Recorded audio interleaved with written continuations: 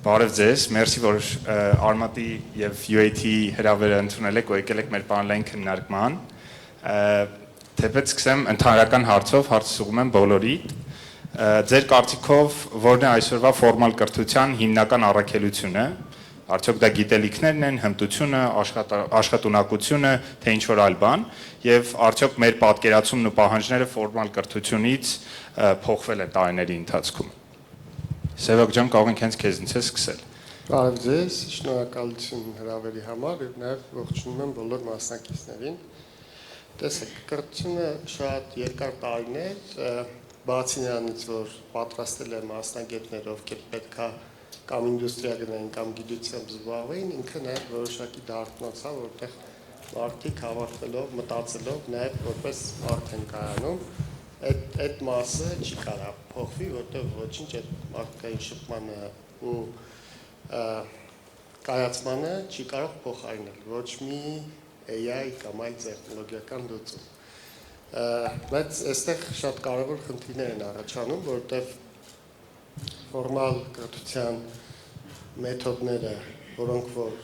շատ երկար ժամանակ կիրառել են, որոշակի տեղերում կորցնում են իրենց ակտուալությունը, պետք է հասկանալ դրանք ինչով պետք է փոխարինել։ Չնայած պետք է ամենակարևոր շեշտադրություններից մեկը նաև այդտեղ անել, որ այդ ֆորմալ կրթությունը, որ անցնում ենք, ինքը որոշակի մտածելակերպ է սովորացնում։ Միգուցե գիտելիքը ինքը իրանով շատ ակտուալ չի, բայց մտածելակերպը այդ իր ակտուալությունը չի կարող կորցնի։ Եթե վերցնենք ամեն մեկս մեր վրա, նույն մաթեմատիկական ու ճարտարագիտական առարկաները, որոնք որ անցնում ենք, իրանք մեծ հաշվով առաջերտին մտածելակերպ էին սովորացնում, հետո այդ մտածելակերպը դառնում էր որոշակի բազա, որի վրա գիտելիքն էիք հավաքում։ Հիմա այդ գիտելիքը հավաքելու մասը որոշակի առումով երևի պետք է կարգավորել։ Շատ երկար չխոսեմ, որ մնացած խոսակիցներին հնարավորություն տանք։ Մերսի շատ, Սևակ ջան, Հայկ ջան։ Շնորհակալություն հրավերի համար։ Իմ կարծիքով ֆորմալ կրթությունը այն կարևոր հիմքն է, որը պիտի ձևավորի քաղաքացուն մի կողմից, մյուս կողմից պիտի համապատասխան աշխատաշուկայի կարիքներին համապատասխան աշխատակիցներ և մասնագիտական հմտություններով կարող աշխատուժ ձևավորել, իսկ այս դեպքում ֆորմալ կրթությունը կարևոր դեր ունի անելու, հատկապես աշխատաշուկայի պահանջներին համապատասխան կրթությունը մատակարարելու առումով, որը կարծես թե այս դեպքում որոշակի մենք այստեղ բացեր ունենք, և նաև այն ակտիվ և աշխարհայացքով ձևավորված քաղաքացիների ձևավորումն է, որը մեր հանրությանը և որը մեզ անհրաժեշտ է հավելյալ արժեքի ստեղծման առումով։ Ես ենթադրում եմ, որ խոսում ենք բարձրագույն կամ մասնագիտական կրթության մասին, ոչ թե ընդհանուր ֆորմալ կրթության, ընդհանրապես հայտնի է, որ ֆորմալ բարձրագույն կրթությունը ունի 3 նպատակ։ Առաջինը մասնագիտություն, այսինքն պատրաստել աշխատաշուկայի համար մասնագետ, երկրորդը հետազոտական հմտություններ, կարողություններ, և երրորդը քաղաքացիական կրթություն։ Ընդհանրապես բարձրագույն կրթությունը այս 3 հենասյուների վրա է կառուցված, բայց ավանդաբար մեզ մոտ ավելի շեշտը դրվել է մասնագիտական կրթության վրա, հետազոտական հմտությունները բավական թույլ են եղել, անտեսված, իսկ քաղաքացիական կրթությունը ընդհանրապես կարելի է ասել նույնիսկ արհամարհված, և այսօր էլ մենք տեսնում ենք Հայաստանում բազմաթիվ իրադարձություններ են տեղի ունենում, տպավորություն է, որ բուհերը չկան, այսինքն օրինակ մեկ-մեկ ես զարմանում եմ, ինչի բուհերը չեն արձագանքում, որովհետև լսում ենք նաև վիրավորական արտահայտություններ, օրինակ ինչ պարտադիր է կրթություն կամ բարձրագույն կրթություն և այլն։ Այս իմաստով իհարկե հիմա շեշտը դրվել է հետազոտական հմտությունների զարգացման վրա, այս ուղղությամբ ինչ-որ բան հիմա տեղի է ունենում, բայց իմ կարծիքը այն է, որ այսօր Հայաստանի ուսանողների մեծ մասը ավելի շատ ուզում է գործնական հմտություններ, որտեղ նրանց մեծ մասը ուզում է արագ ավարտի մտնի աշխատաշուկա, իսկ քաղաքացիական կրթությունը ցավոք շատ վատ վիճակում է, մի քանի այդպես միջազգային ծրագրեր արվել են բուհերի համար քաղաքացիական կրթություն, բայց չպետք է մոռանանք, որ սա ամենակարևոր հենասյուներից մեկն է, որը ցավոք սրտի անտեսվում է եւ ավելին տարիներ շարունակ նաև խեղաթյուրվել է, աղճատվել է քաղաքականացման, կուսակցականացման այդ ճանապարհներով եւ մենք հիմա իհարկե այդ առումով բավական լուրջ ճգնաժամի մեջ ենք։ Կներես միջև քեզ անցնելով մի հատ նկատառում անեմ, ինձ թվում է, երբ որ անհատը ասում է արդյոք պետք է ակադեմիական կրթություն, դա ոչ թե վիրավորանք է, այլ իմ կարծիքով երիտասարդների համար շատ կարևոր հարց է, որի պատասխանը իրանք պետք է ամբողջովին ստանան, որտեղ հակառակ դեպքում իրանք ասում են դե ինձ պետք է, չեմ գնա համալսարան, կգնամ ստեղ կսովորեմ, փողս կաշխատեմ։ Այսինքն այդ խնդիրը կա, էլի։ Սերգեյ ջան։ Սրոպի ասելուց հետո շատ դժվար է ինչ-որ բան ավելացնել իրականում։ Ես կարծում եմ, որ բարձրագույն կրթությունը ինքը ավելի շատ համակարգայնացման նպատակ ունի եւ այն եղածի փայլեցման։ Կոնկրետ օրինակ ամերիկյան համալսարանում MBA ծրագիրը մենք այդպես ենք կազմակերպել, որ մենք եւ պահանջում ենք, որ դու ունենաս որոշակի բազա թե կրթական, թե աշխատանքային փորձ եւ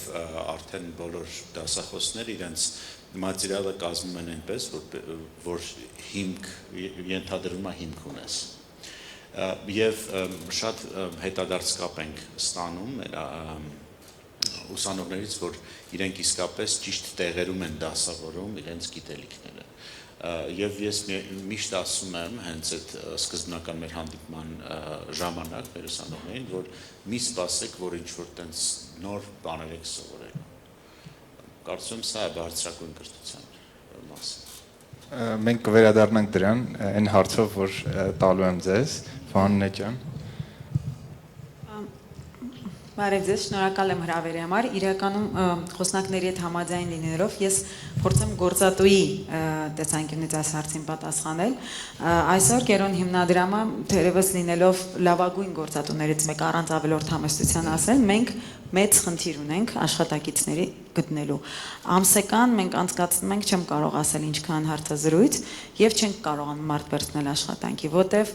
այսօր ետասարներին թվում է, որ արագ հմտություններ ձեռք բերեն եւ անցնեն աշխատանքի գումար վաստակեն, բայց այդպես չի, հավատացեք, այդպես չի։ Առանց կրթության այդ մարդիկ անգամ հարցազրույցները չեն կարողանում լավ անցնել եւ այստեղ կարող եմ հայրիկիս խոսքերը մեջ բերել, նա միշտ ասում էր մենք էլ ենք շտապում 3 երեխայով շտապում ենք աշխատել, ասում էր սովորեք, կհասցնեք աշխատել։ Եվ ես 3 բարձրագույն կրթություն ունենալով, որոնք թերևս թվում են, որ անմիջականորեն իմ աշխատանքի հետ այդքան չեն առնչվում այսօր, բայց այդ բոլորը հիմք են հանդիսացել նրա, որ ես կարող եմ այսօր խիստ մասնագիտական ձևով վերաբերվել իմ աշխատանքին եւ կատարել այդ աշխատանքը, այնպես որ եւ իր խոսքից մի խոսք էլ մեջ բերեմ, նա միշտ ասում էր առանց կրթության մարդիկ վերածվում են ամբողի, ում հեշտ է կառավարել։ Դրանով ինձ թվում է ամեն ինչ ասված եմ։ Հասե, Ես կարճ կոմենտ անեմ, որտեղ շատ կարևոր բան ասվեց։ Հայաստանում կա այդպիսի կարծրատիպ, որ բուհերը պետք է ինչ-որ շատ սպეციფიկ կրթություն տան, բայց երբ որ ավելի խորն ենք նայում խնդրին, իրականում գործատուները միայն ինչ-որ սպეციფიկ հմտություններ ունեցող շրջանավարտներ չեն ուզում, իրենք ուզում են լայն աշխարհայացքով ճկուն շրջանավարտներ, որտեղ բիզնեսները իրենք էլ են անընդհատ ադապտացվում նոր փոփոխություններին։ Եվ եթե դու միայն կոնկրետ բաներ ես կարողանում անել, հենց որ սկսում ենք ադապտացվել, քո աշխարհայացքը, քո ընդհանուր զարգացածությունը կամ հիմնարար գիտելիքների պակասը չի թողնում, որ դու արագ հարմարվես, դրա համար երբ որ գործատու այդ քննարկումը գնում է, հաճախ շատ այնց ուղիղ են խոսում, բայց իրականում լուրջ գործատուները ուզում են ֆունդամենտալ գիտելիքներ ունեցող եւ ճկուն մտածող շրջանավարտներ։ Մերսի շատ, մի հարց եմ Սերակ ջան, հենց այս թեման շարունակելով, արդյոք տեխնոլոգիական ոլորտի տեսանկյունից դիպլոմները եւ ակադեմիական կրթությունը արդյոք իրենք առհասարակ արտացոլում են իրական կարողությունները, թե կա անհամապատասխանություն։ Արդյոք այն անհատ, ով ավարտել է, ունի որոշակի դիպլոմ, պատրաստ է մուտք գործել շուկա միանգամից։ Տեսեք, մեր իրականության մեջ որոշակի արտացոլում կա, որոշակի արտացոլում կա, եթե մարդը բուհ ավարտել է, լավ ավարտել, շատ մեծ կորելացիա կա, որ ինքը շատ լավ մասնագետ ալնելու։ Բայց կա նաև մյուս կողմը, երբ որ մարդը ունելով մի քիչ անհամբետ, որ ուզում է աշխատի, ինքը որոշակի տարբեր տեղեր սովորելով, որոշակի լրացուցիչ բաներ ստանալով, չստանալով, ասենք, օրինակ մաթեմատիկական մեծ բազա, օրինակ տեխնոլոգիական ոլորտում սովորելով ծրագրավորում ենթադրենք։ Արագ անցնում է գործի ու այդ մոտ 2-3 տարի առաջ շատ սխալ ազդակներ ուղարկում նույն ուսանողներին, որ կարելի է առանց մինչև վերջ ավարտելու սովորել այդ շատ արագ զգացվեց տեխնոլոգիական ուղղվածությամբ ուսանողների վրա, երբ որ երկրորդ կուրսում բոլոր ուսանողները աշխատում էին, ովքեր չէին աշխատում, այդ որոշակի ցուցիչ էին, որ իրանք ունակությամբ զիջում են, էլի։ Ու այդտեղ անդրադառնալով ձեր ասացին, որ լուրջ գործատուները փնտրում են լայն աշխարհայացք ունեցող երեխաների, որոշ դեպքում այդ խախտումը, որը բերում է վատ հետևանքներ, այսինքն երբ որ փնտրում են իրոքից լայն աշխարհայացքով ուսանողների, ովքեր որոշակի ճանապարհ են անցել, այդ լավ է, բայց նաև մենք մեծ կախում ունենք շուկայից։ Շուկան շատ արագ փոխվում է, ինքը տարբեր ազդակներ է ուղարկում։ Իրան այսօր սա է պետք, վաղը մյուս օր այս մեկն է պետք, մյուս օրը 180 աստիճանով հակառակ բանն է պետք, որը ֆորմալ կրթության մեջ որոշակի առումով մտնում է հակասության մեջ։ Ֆորմալ կրթությունը այդքան արագ չի կարող փոխվել։ Ու եւս մեկ անգամ շեշտելով, եթե մենք ունենք լավ սովորած ուսանողը, որ ամեն ինչ հաջողությամբ ավարտել է, շատ մեծ կորելացիա կա, որ ինքը լավ մասնագետ է դառնալու։ Բայց կա նաև մյուս կողմը, որը հաճախ գցում է շփոթության մեջ, բան կա, չէ՞, ասում են,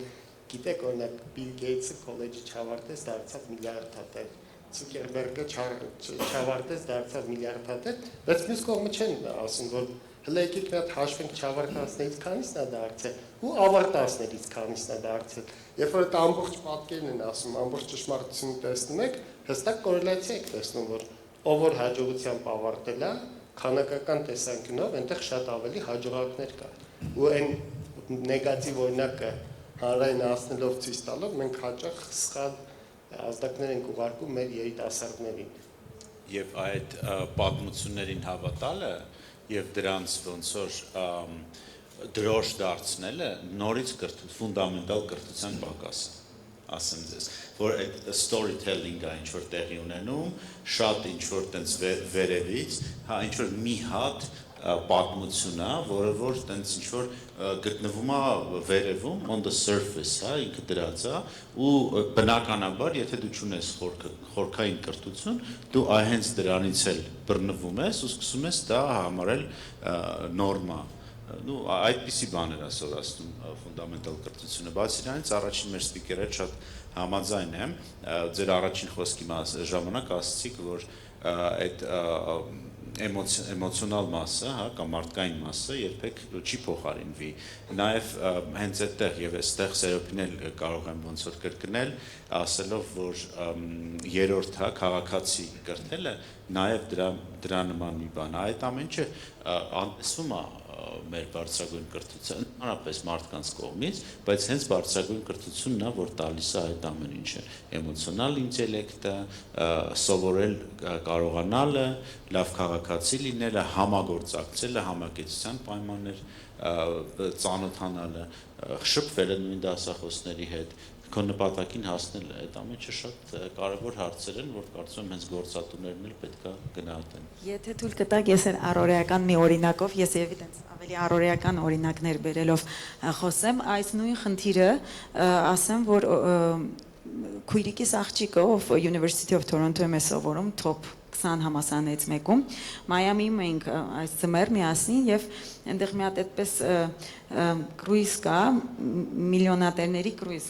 անցնում ես նավով եւ տեսնում ես բոլորի տները, ովքեր այդ մարդիկ մեծահարուսներ որ ապրում են։ Եվ սենց իրար հետ անցնում ենք, այնտեղ պատմում են միկրոֆոնով, սա սրա տունն է, նրա տունն է, դեռ մեկ էս շուրը կավ ինձ ասում եմ, բայց տեսնում ես երկիչները, դերասաններն են էլի սենց տների մեջ, ասում Շուղե ջան, անգլերենի հետ խնդիր ունես, տելեսողության հետ խնդիր ունես։ 10-ից 1-2-ը, այո, երկիչ են, չգիտեմ, ինչ որ դերասան են, բայց մյուսները համալսարանի դասախոսներ, բժիշկներ, խիրուրգներ, պրոֆեսորներ չես լսում, ու ինքը սթափվեց։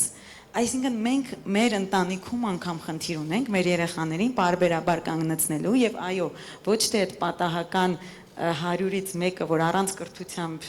չգիտեմ, երկելով է հասել այդ հաջողության, բայց չեն նկատում, որ այն 9-ը 10-ից 1-ն էր, այո, այդպես, բայց այն 9 դասախոսների կրթությամբ հաջողության հասած մարդկան ամենաշքեղ տների միջալոց, ամենա պրոֆեսորների եւ ինչ որ մարդկանց տներին։ Պրես Աստված ցնդ լսի։ Այո,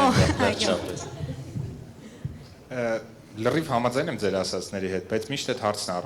առաջանում։ Արդյոք այն մարդը, որ success-ի է հասել, հա ինչ որ մի բանի է հասել, ու երբ որ իրեն հարցնում են, այ արդյոք համալսարանը քո կյանքում մեծ դեր է խաղացել, դրա պատասխանը միշտ այո է։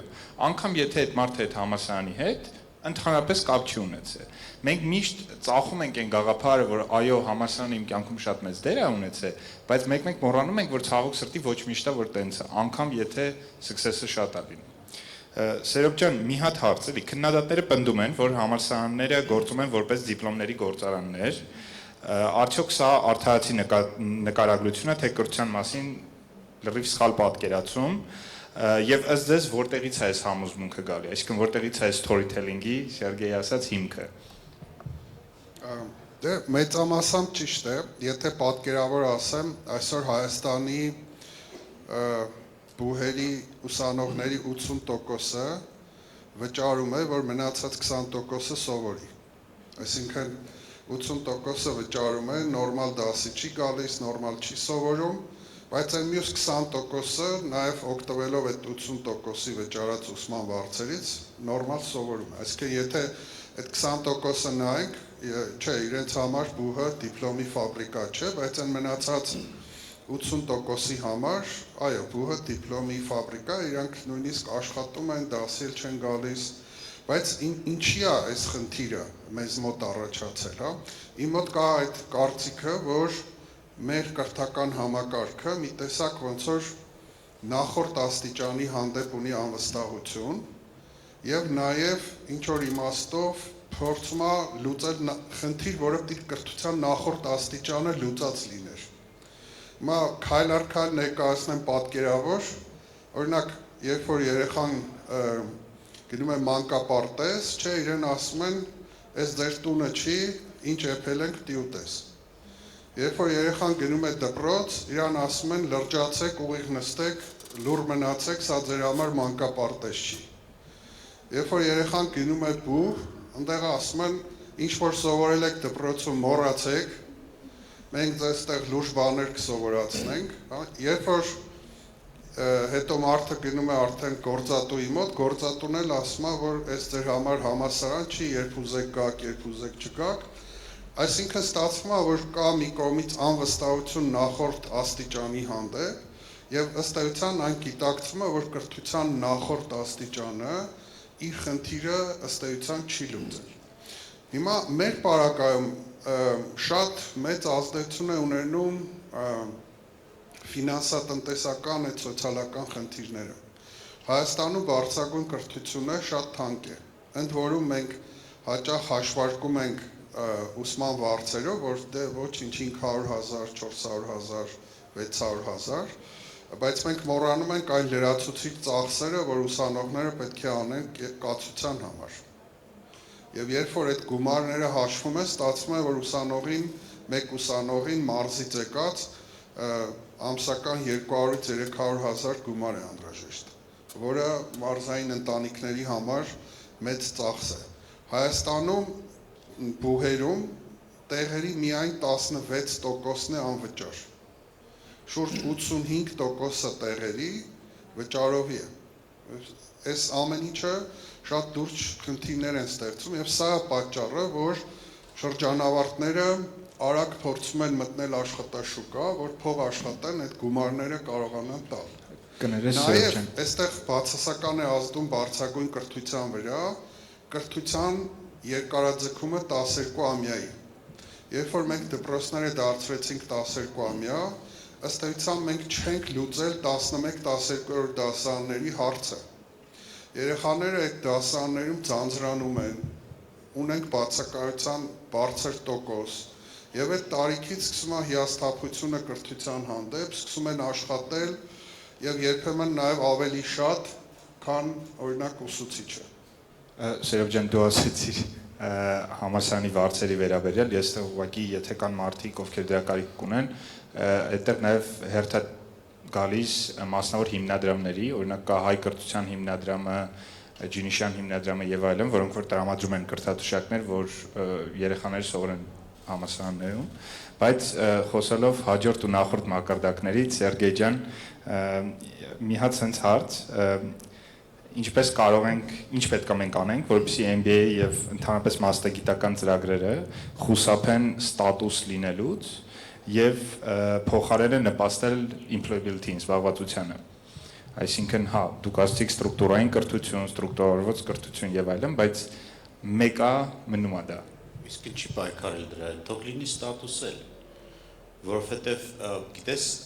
կարծում եմ MBA-ը միշտ էլ օրինակ ինձ համար, ես որ MBA-ի անում Ամերիկայում,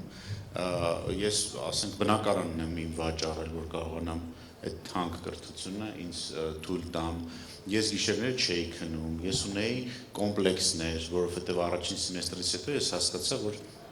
ես вообще ոչ մի բան չեմ հասկանում։ Ու ես ասենք այդքան ինվեստմենտ եմ արել, ես պետք է հետ վերադառնամ, բայց կամաց այդ դժվարությունների միջոցով դու արդեն նաև եւ հենց այդ ստատուսը ինձ թվում է оправданный, ոնց են ասում, արդարացված է։ То есть ես այդքան տանջվել եմ, այո, ուզում եմ ունենամ ստատուս։ Դա մեկ։ Ինչ վերաբերվում է ուղղակի դիպլոմների ֆաբրիկա լոգիկայի մեջ ստատուսին, այդտեղ արդեն ես ունեմ խնդիր։ Եվ իդեպ ասեմ, որ այսօր նույնիսկ ամերիկյան համալսարանում մենք ունենք խնդիր, մարդիկ գալիս են MBA միայն ստատուս որպես ընկալելով եւ վդրուկ բացահայտում են, որ պետքա սովորել։ Ասում են, հա, չէ, դե, բայց այդ ինձ հարմար չի, ես աշխատում եմ, չէ, շատ է load, բան, շատ եմ ժամանակ, բայց չէի ուզում։ Պարզա եկել ես սովորելու, պետք է սովորես։ Այսինքն այդ ստատուսային բանը ես այդպես շատ վատ չեմ վերաբերվում։ Ես կարծում եմ ինքը զասլուժնի ստատուս է ու պետք է լինի։ Բայց այո, ինչպես ասացի, MBA-ը ինքը ստրուկտուրավորում է քո գիտելիքը եւ մենք անում ենք ինձ թվում է բավականին էֆեկտիվ աշխատանք, որովհետեւ ունենք շատ բարձր մակարդակի դասախոսներ, ունենք ծրագրեր, որոնք որ միջազգայիններին ոչ մի ձևով չեն զիջում, հիմա մենք սկսել ենք кейսերի կամ իրական պատմությունների վրա դասավանդում, մեծ ինիցիատիվա է, հայկական кейսեր են գրվում, օրինակ ամսի 20-ին իդեպ հրավիրում եմ, կարող եք գալ, լինելու է իմ MBA դասի ժամանակ Coffee House-ի кейսի ներկայացումը, Darget-ի кейսն է հիմա գրվում, հայկական ծրագրեր եւ այլն։ Մի հատ էլ кейս արդեն ես կոնկրետ ունեմ տպագրված Harvard-ում HDIF սոցիալական ձեռնարկության մասին։ Այսինքն այս кейսերով պրակտիկ գիտելիքներ տալով, քննարկումներով, կրթության ոճը փոխելով, կարծում եմ սիստեմավորում ենք եւ նոր մոտեցումներ ենք բերում կրթություն։ Բայց ստատուսի դեմ չեմ ես։ Ստատուսը իրական լավ բան է, մենք բոլորս PhD-ն էլ ենք անում շատ հաճախ ստատուսի համար, էլի։ Ուղղակի շատ քիչ մարդ կա, որ իր բնակարանը կվաճառի կրթության համար, իսկ կարևորելով կրթությունը ու իմանալով, որ ինքը հետ կստանա այդ գումարը, էլի, այդ շատ քիչ է։ Ու այդ մենտալիտետը պետքա շատանա իրականում։ Հայկ ջան, մի հարց էլի, որքանով է Հայաստանում ֆորմալ կրթական համակարգը բավարարում բարձր տեխնոլոգիական ոլորտի պահանջներին, որ բացթողումներն են ամենակարևորը ու տեսանելին եւ որտեղ ազդես ոչ ֆորմալ կառույցների դերը այս հավասարման մեջ։ Շնորհակալություն։ Իհարկե հիմնականում չի բավարարում, որովհետեւ գիտեք ֆորմալ կրթությունը, այսպես ասած, ավելի դանդաղ գործընթացային process է, հաստատումներ, ուսումնական պլաններ եւ այլը, իսկ տեխնոլոգիական ոլորտը շատ արագ է փոխվում։ Այնտեղ կարողությունները, հմտությունները, դրա նշանակությունը արագ փոխվում են եւ հետեւաբար մեր ընկալմամբ այս բացը գոյություն ունի թեև պիտի ասեմ որ վերջին շրջանում իհարկե շատ ու շատ տեխնոլոգիական ընկերություններ հայաստանյան եւ նաեւ վերազգային ընկերություններ ակտիվ համագործակցություններ են սկսել բուհերի հետ տարբեր մագիստրոսական ծրագրեր, տարբեր կրթական ծրագրեր, նույն Սինոպսիսը, Սիմենսը, Դատարտը եւ այլն, եւ այս առումով կարծում եմ բուհերը եւս պիտի շահագրգիռ լինեն նաեւ ականջալուր լինելու ոլորտի պահանջներին եւ կարիքներին։ Իսկ թե ինչ ենք անում, օրինակ նշեցիք ոչ ֆորմալ կրթական ծրագրեր այս առումով ինչ կարող են անել, ես պիտի ասեմ, որ նախարարությունը մեկնարկել է մի ծրագիր, որը կոչվում է մասսայական ուսուցում, տեխնոլոգիական կրթության եւ մեր գործընկերների հետ, ACA-ի հետ, տարբեր տեխնոլոգիական կրթական կենտրոնների հետ համատարած այսպես ասած ներածական գիտելիքներ է փոխանցում մեր մարզաբնակ երիտասարդներին, որոնք հնարավորություն կտան մասնագիտորեն կողմնորոշվել։ Սա ավելի, այսպես ասած, իբնե կարող են իրենք հասկանալ տեխնոլոգիաների կարևորությունը, դրանց նշանակությունը, ինչ ծրագրային լեզուներ գոյություն են եւ այսպես ասած հոսանքով չորոշեն իրենց կարիերան կամ մասնագիտական կրթությունը։ Շնորհակալություն։ Մերսի շատ, Վանոնե ջան, Քերոն զարգացման հիմնադրամների նպատակներից է Հայաստանում երկարաժամկետ տաղանդների էկոհամակարգի կառուցելու հարթակ դառնալը։ Ձեր տեսանկյունից ինչպես կարող են ձեր հիմնադրամը եւ նման զարգացման հիմնադրամները վերանայել եւ օգնել բարելավել ֆորմալ կրթության եւ աշխատաշուկայի միջև կապը։ Նախ երևի երկու բառով ներկայացնեմ մեր տաղանդների ֆոնդ ծրագիրը, որը ամենագլխավոր եւ առաջնային ծրագիրն է հիմնադրամի համար։ Մենք կարևորում ենք մեր երկիր ներգրավել, հրավիրել մասնագետների մեր 5 ռազմավարական ուղղություններով, ովքեր կգան կտեղափոխվեն Հայաստան եւ իրենց մասնագիտական գիտելիքներով կփոխեն իրենց ոլորտները։ Մեզ շատ հաճախ նաև հնչում է հարց, ինչու չեք այստեղ այդ տաղանդները մխթանում։ Ես կարող եմ օրինակը բերել այն պիլոտային ծրագրով, որոնք մենք սկսեցինք տաղանդների ֆոնդը։ Հայաստանի պետական սիմֆոնիկ նվագախումբը մեզ մոտեցավ եւ ասեց, որ Հայաստանում փողային գործիքների մեծ կրիզիս կա եւ պետական երաժշտական դպրոցներում չեն դասավանդվում կամ այն որակի են դասավանդվում փողային գործիքները, որ այլևս բոլոր մեր նվագախումբերը խնդիր ունեն եւ երաժիշտներ մասնագետներ չկան։ Եվ մենք 1 տարի առաջ սկսեցինք իրենց հետ հենց տաղանդներ հրավիրել Հայաստան եւ ես կարող եմ ասել, որ 1 տարվա ընթացքում մենք 5 մասնագետ ենք երաժիշտ ենք հրավիրել Հայաստան դրսից ապրելու եւ մի կողմից թվում է, որ 5 հոգին դա չի կարող երկրում միջավայր փոխի, բայց մենք արդեն իսկ այդ 5 մասնագետով մի ոլորտ եմ վերցնում, տեսեք մի ոլորտով եմ օրինակ բերում, տեսնում ենք, որ այդպես չի եւ մեր կարևոր տարբերությունը այլ ֆոնդերի հետ մենք չենք առաջնահերթ դիտարկում որ այդ մարդիկ լինեն ազգությամբ հայ այսինքն լավ երաժիշտ լինելու համար պարտադիր չի լինել հայ երկրում կան այլ կազմակերպություններ որոնք զբաղվում են սփյուռքահայերի տեղափոխմամբ աջակցում են նպաստում են որպեսզի տեղափոխվեն մեր գերնպատակը մասնագիտական ռելոկացիան է եւ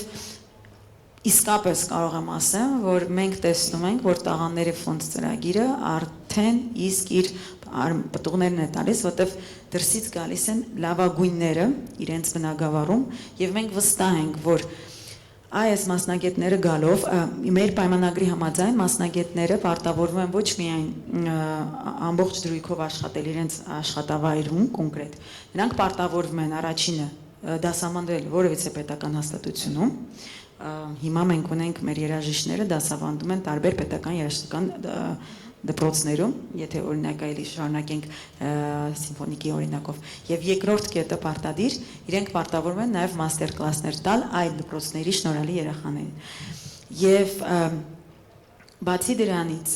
մենք հավատում ենք, որ ինչպես որ սովետական միության տարիներին 30-40-ականներին երկաթյա վարակուրը կարծես մի պա բարձացավ եւ մենք մեծ հայրենադարձության ալիք ունեցանք եւ այդ ալիքը մնաց մեր պատմության մեջ որպես մեծ լուսավորության, նորության մեծ ներգաղթ, այսինքն շատ եւ շատ մասնագիտություններ, շատ եւ շատ սովորություններ, շատ բաներ անգամ մեր կենցաղի մեջ վերվեցին այլ հայրենադարձների կողմից, մենք հավատում ենք, որ այս մարդիկ գալով, բացի իրենց բուն մասնագիտական աշխատանքով, այլ նաեւ մեր իրենց անմիջական շփումներում էլ մեր միջավայր, մեր մտածելակերպ կբերեն նոր շունչ։ Մերսի շատ, իրականում նույն այդ հայրենադարձությունը մեծ խնդիրներով եւ լիքը բաներով ա եղել, բայց այո, դա միանշանակ նպաստել է թե հանրության, թե մեր բոլորիս արժեհամակարգի փոփոխության եւ այլն։ Այստեղ follow-up մի հարց տամ, քչերը գիտեն, բայց ձեր հայրը իր ներդրումն ու դերն է ունեցել Հայաստանում ամերիկյան համալսարանի բացման մեջ ու ինձ անձամբ շատ հետաքրքիրն է որն է եղել ըստ ձեզ այն խորին համոզմունքը եւ հավատը դեպի կարիքը, որ արևմտյան ֆորմալ կրթությունը կա Հայաստան։ Հարցին այսպես պատասխանեմ, հայրս լինելով Երևանի պետական համալսարանի կերարական ֆակուլտետի շրջանավարտ իր ուսումը այդ ժամանակ իր սովետական տարիներին շարունակել է Մոսկվայի պետական համալսարանում եւ լավագույն կրթություն ստանալով նորից վերադարձել է Երևան եւ դասավանդվել է։ Սովետական տարիներին նա առաջարկ է ստացել Մոնպելիեի համալսարանում դասավանդելու եւ 6 ամսով եւ երբ մեկնել է 3 երեխա, եղբայրս մի քանի օրեկան էր եւ 1 ամիս անց ինքը ամբողջ ընտանիքը տեղափոխելու 5 տարվա առաջարկ է ստանում, հայրս թողնում է այդ առաջարկը, հետ է վերադառնում եւ լուծում է մեր անկախ պետականության ստեղծման գործին։ Եվ վերջերս 1 տարի առաջ ես իմացա ամերիկյան համալսարանի մասին ավելի մանրամասն պատմությունը, Արմեն Տեր-Գյուղեղյանը հիմքերում կանգնած երկարամյա ռեկտոր ինձ պատմեց հետաքրքիր պատմություն։ Ասում են, երբ Լուիս Սիմոնը եկել է Հայաստան, որպեսզի ամերիկյան համալսարանի շենքը գտնի, ոչ մի շենք, որը արժանի լիներ ամերիկյան համալսարանի, չեն առաջարկում, իսկ դրա պատճառով կմերժվեր ամերիկյան համալսարանի ներդրումը, բացումը Հայաստանում, եւ Լուիս Սիմոնը նեղ սրտած գալիս է հայրիկիս մոտ, ասում է բաբկեն չի լինում, շենք չկա, չեն հաստատի ամերիկյան համալսարանի գալը Հայաստան եւ հայրիկս մոտենում է իր պատուհանին, այն ժամանակ Գերագույն խորհրդի հիմա ազգային ժողովի պատոնեն, ասում է այս շենքը տեսնում ես դիմացի, այս շենքը տալիս են կրթական հաստատությունը պետք է ունենա քաղաքում ամենալավ շենքը, ամենալավ հնարավորությունները եւ պիտի լինի ամենալավ վայրում։ Եվ Լուիս Սիմոնը դուրս է գալիս, զանգարում է անմիջապես Ամերիկա, ասում մենք ունենք հրաշալի շենք ամերիկյան համալսարան, այսինքն հայրս ինչպես մեզ երեքիս կրթում էր, որ սովորեք, ինքը երբեք չէր պնդում, երբեք չէր ստիպում, մեր վրա էր թողնում, բայց միշտ ասում էր սովորեք։ Եվ մենք այդպես ենք մեծացել եւ հիմա մեր երեխաներին փորձում ենք այդպես մեծացնել եւ հիմա անգամ ես որպես նորից գործատու ես եւ մեր հիմնադիրը մենք շատ խթանում ենք որպեսզի մեր աշխատակիցները անընդհատ շարունակեն կրթվել եւ եթե մասնագիտական որևէ հնարավորություն կա որևիցե տեղ կա որ կարող են իրենք կատարելագործվել մենք պատրաստ ենք անգամ աշխատանքից կտրելով մեր աշխատակիցներին տրամադրել այդ հնարավորությունը որ շարունակեն կրթվել Մերսի շատ մի փոքր երասկոտ դաշտում, որից հետո ժամանակ ունենանք հարց ու պատասխանի։ Ըստ ձեզ 10 տարի անց հայկական ֆորմալ կրթությունը պետք է հայտնի լինի որպես ինչ, կամ вообще պետք է որ ինքը հայտնի լինի, Ես սկսեմ, հա, ես ծայից։ Երազել շատ կարելի է երազել, ինձ թվում է Եթե 10 տարի հետո հայկական ֆորմալ կրթության կարիքը եղավ ու մարդիկ հասկացան, այդ հիմնական միլստոնն է, որտեղ այսօրվա տենդենսները ցույց են տալի, որ այդ ֆորմալ կրթությունը մարդկանց մոտ ավելի քիչ ու քիչ կարևոր է դառնում ու եթե մենք կարողանանք այդ մոտեցումը հաջորդ 10 տարիների ընթացքում փոխել, որ մարդիկ հասկանան, որ ֆորմալ կրթությունը շատ կարևոր է 10-15 տարի առաջ ընտանիքներում ասում են, որ դպրոց ավարտելուց հետո պետք է գնաս բուհ, պետք է բարձրագույն ուսումնական հաստատություն սովորես, որ մարդ դառնաս, կար տենց ասիլ։ Հիմա, եթե 10 տարի հետո մենք կարողանանք իրականում պահենք ու կարևորենք ֆորմալ կրթության դերը, բնականաբար այդ ֆորմալ կրթության մեթոդները համահունչ դարձնելով մեր առօրյայի տենդենսներին, այդ երևի ամենակարևոր մասերից կլինի, այդտեղ հսկայական աշխատանք կա կատարելու, այսօր ֆորմալ կրթական համակարգերը բարձրագույն ուսումնական հաստատությունները հսկայական խնդիրների հետ են բախվում, սկսած նոր տեխնոլոգիաների մուտք գործելով, վերջացրած նույն աշխատաշուկայի հետ հարաբերվելու բարդություններով ու որոշ դեպքերում չհասկանալով, թե այդ գիծը, որ մասի համար պետք է պատասխան տա, հստակ դրված չէ։ Ես կուզենայի, որ 10 տարի հետո ոնց որ ես եմ բուհ ընդունվել, նույն այդ խանդավառությամբ իմ երեխաներին բուհ ուղարկեմ, համոզված լինելով, որ իրանք դառնալու են մարդ, դառնալու են մասնագետ այդ համակարգի շնորհիվ։ Ես էլ կարծում եմ, որ 10 տարի հետո ֆորմալ բարձրագույն կրթության կարևորությունը ոչ միայն չի ստվերվի, այլ ընդհակառակը ավելի կընդգծվի, բայց այդ երազելու եւ 10 տարին լավ կրթությունը տեսնելու համար մենք այսօր պիտի մեր աշխատանքները կատարենք։ Այսօր պիտի բուհական կրթական ծրագրերը բարեփոխումների ենթարկենք, միջազգային, այսպես ասած, ստանդարտներին համապատասխանեցնելով, ենթակառուցվածքներ ստեղծենք բուհերում, այսպես ասած, աշխատաշուկայի գործընկերներին ներգրավելով լաբորատոր տարբեր սենյակներ եւ լաբորատորիաներ, մի խոսքով այն հսկայական քիչ առաջ խոսում էինք ակադեմիական քաղաքի պրոյեկտի մասին, այս համանման պրոյեկտներով մեր այսօրվա անելիքներով զարգացնենք, որ 10 տարի հետո ոչ միայն մենք այսպես ասած չդժգոհենք, այլ ընդհակառակը գոհունակությամբ խոսենք բարձրագույն կրթության մեր նշանակալի դերի մասին եւ ինչպես գործընկերս նշեց, վստահորեն մեր երեխաներին ուղարկենք բուհեր լավ մասնագետ դառնալու եւ լավ քաղաքացի ձևավորվելու առումով։ Շատ դժվար է իհարկե հստակ կանխատեսում անել, որովհետև բավական ռիսկային ու անորոշ ժամանակներում ենք ապրում, բայց մի քանի գործոններ կան, որոնք կարող են ազդել։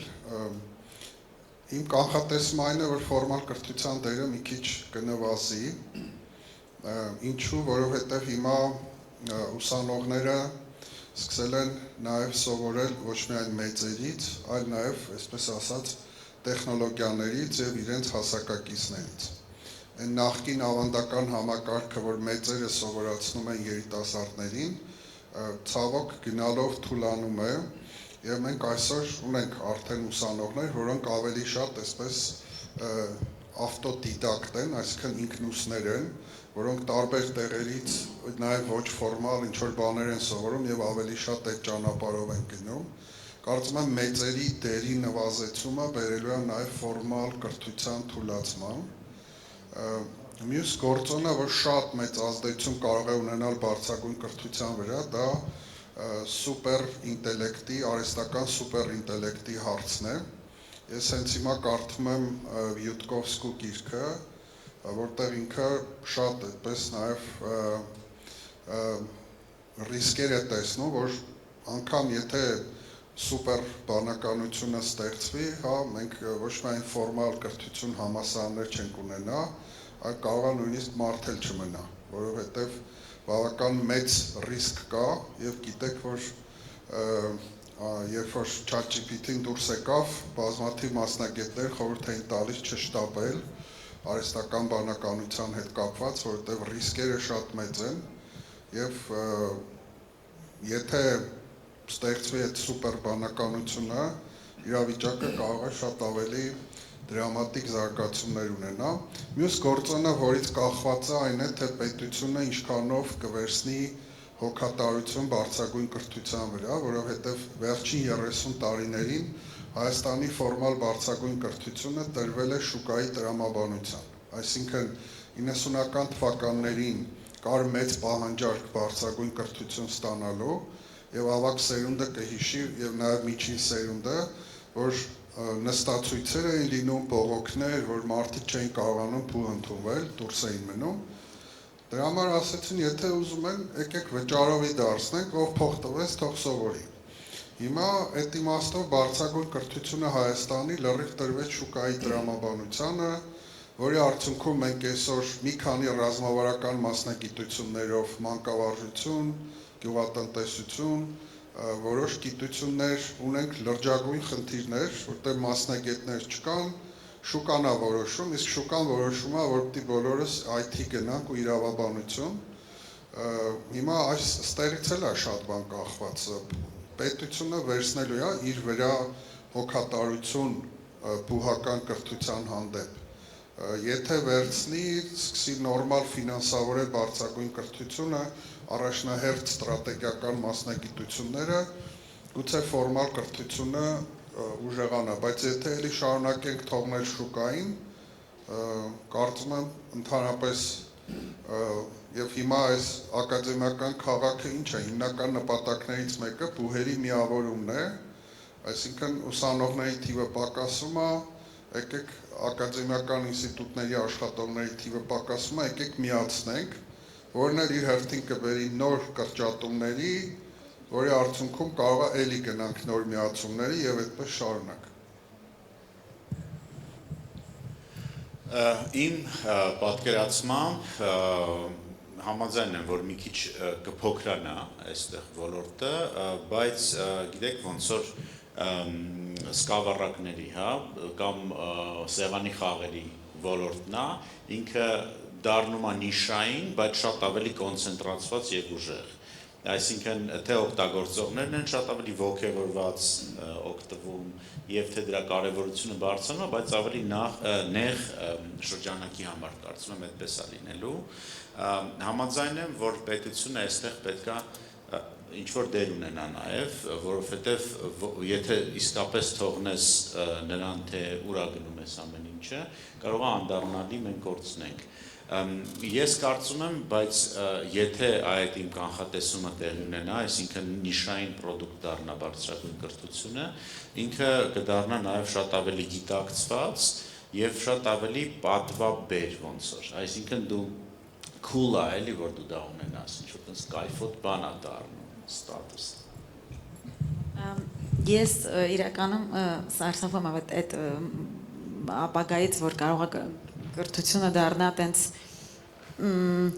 նիշային ու ոչ գրավիչ բան, որտեվ իմ տարիներին մի բան այդպես էր, այո, իմ տարիներին սովորելը ամոթ էր եւ թակառակ չսովորելը, դասերից փախնելը,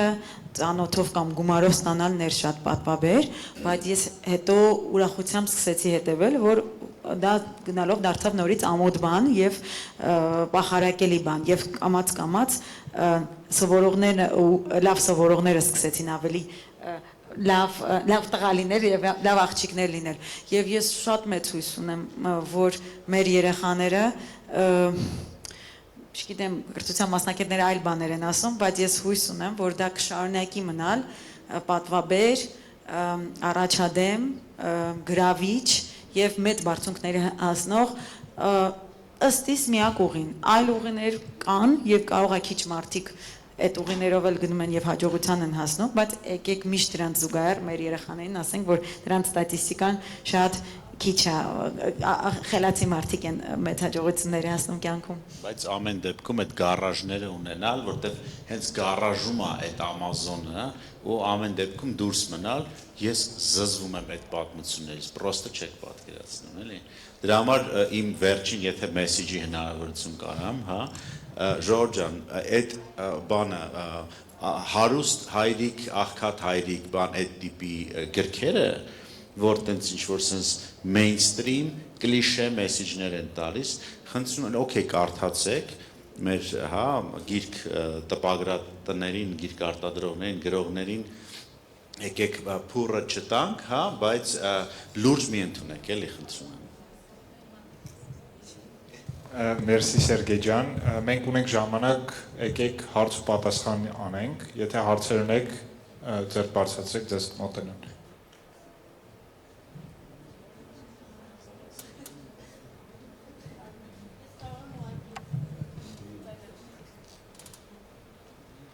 Արդեն ուշ է, բերեցին։ Այո,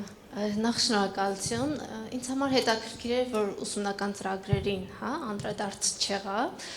Եթե կարելի է ու հնարավորություն կա, եկեք հասկանանք, թե ինչպես կարող ենք ուսումնական ծրագրերը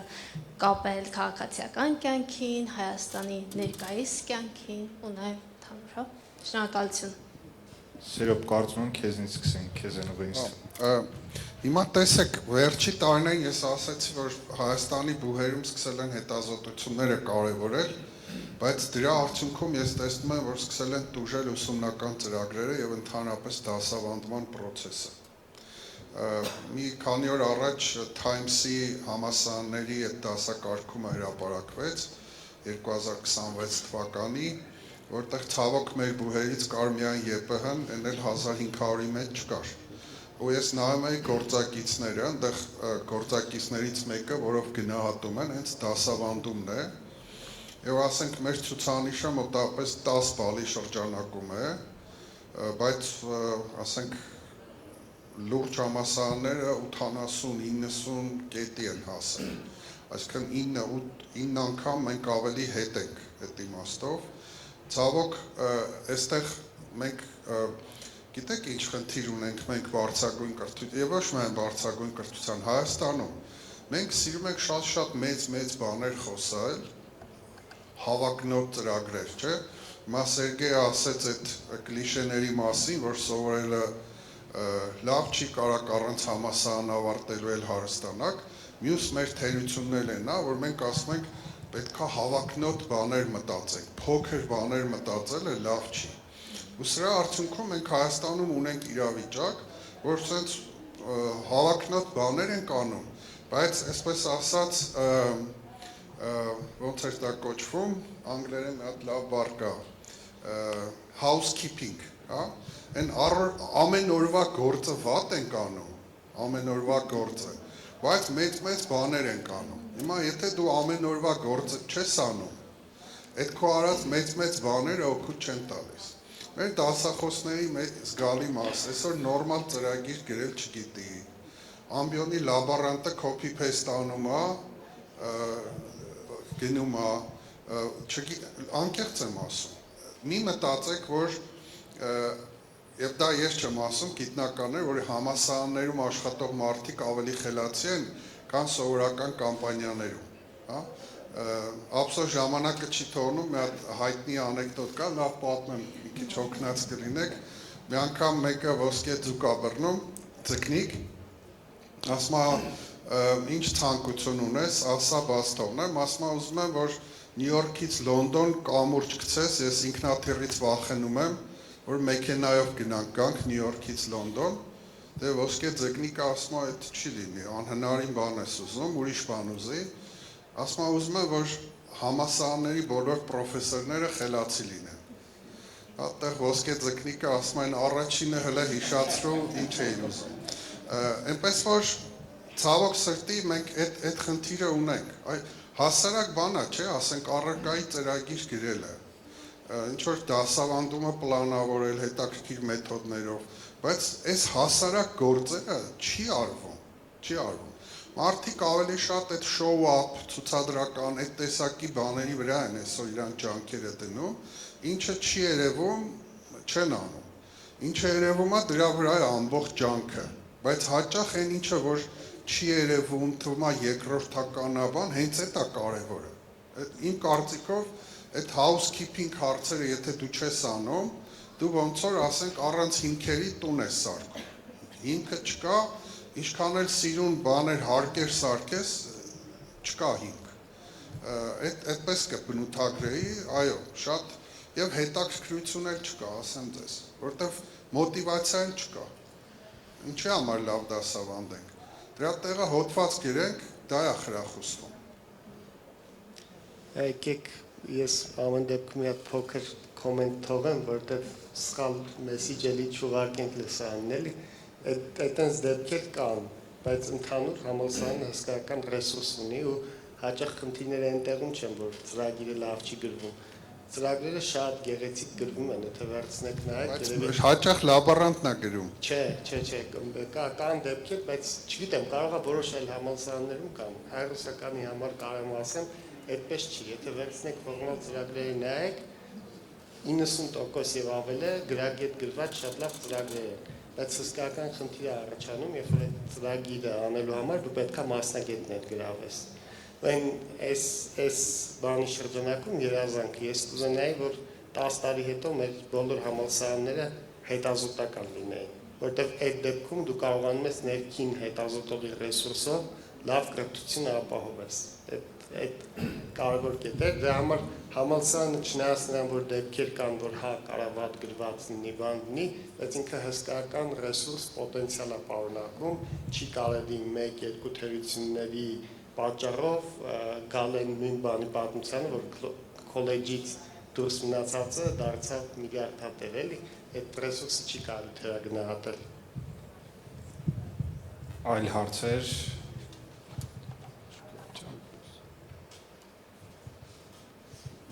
Բարև ձեզ, պարոն Խաչատրյան, դուք նշեցիք, որ մոտիվացիա չկա ուսանողների մեջ, կցանկանամ նշեք քայլեր, թե ինչպես կարող ենք մենք ուսանողների մեջ ոչ թե մոտիվացիա, այլ դիսցիպլինա ձևավորել։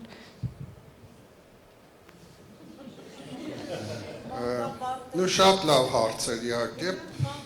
շատ լավ հարցեր, բայց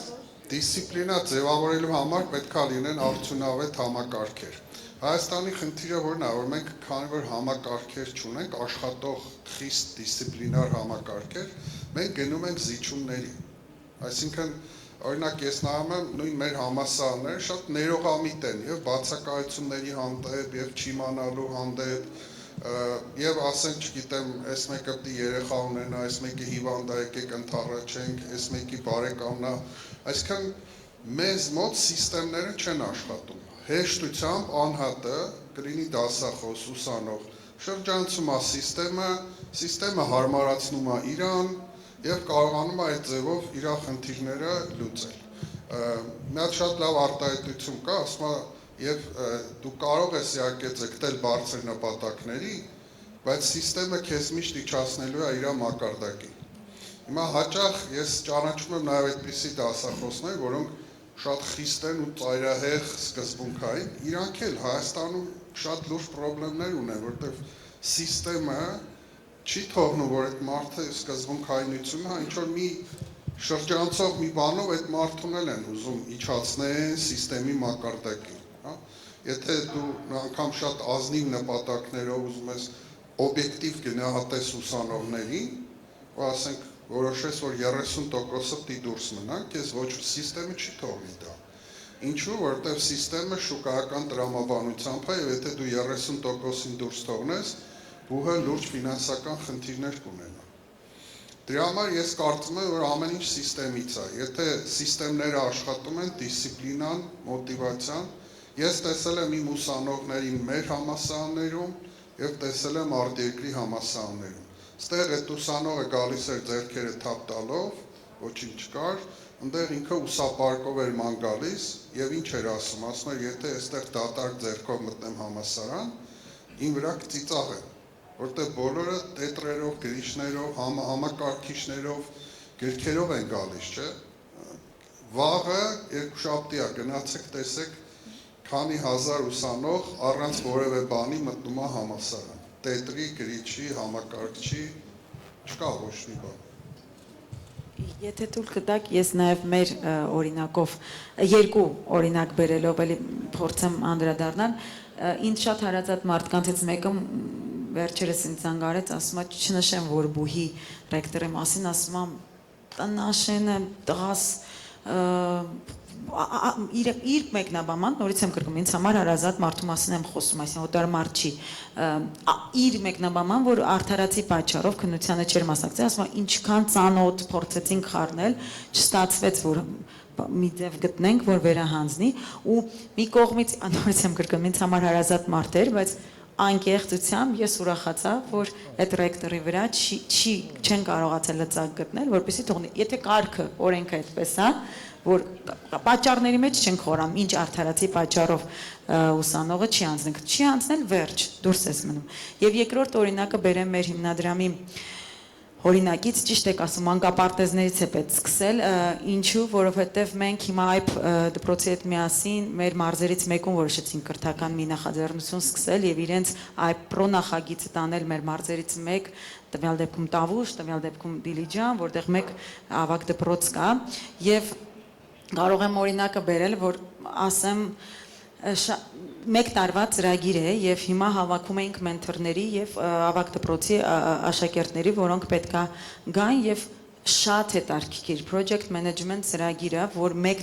տարվա ընթացքում իրենց համայնքի այդ ձեր ասած housekeeping level-ով իրենց մարզի համար, քաղաքի համար խնդիր պիտի վերհանեն եւ փորձեն այդ խնդիրման լուծում տային, մենթորների հետ աշխատեն եւ անգամ վերջում մենք խոստանում ենք, որ ֆինանսավորում կգտնենք ծրագիրը էլ ինչա պետք ոնց որ թվում է երջանիկ լինելու։